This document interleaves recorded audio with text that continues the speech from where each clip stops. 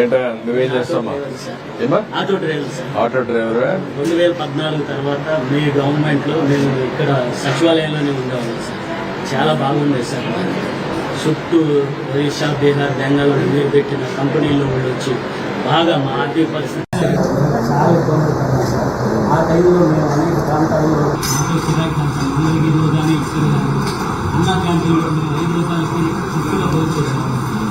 ఆ తర్వాత మేము 120 రూపాయల భోజనం చేయలేదు. చాలా మంది ఇప్పుడు బయట ఎంత అవుతుంది భోజనం? 100 రూపాయలు పైనే సార్. 100, 120 సార్. ఒక భోజనం చేయాలంటే ఒక మనిషి 100, 120.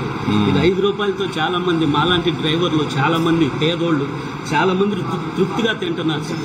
ఈ 5 సంవత్సరాల్లో ఈ ఫుడ్ లేదు సార్.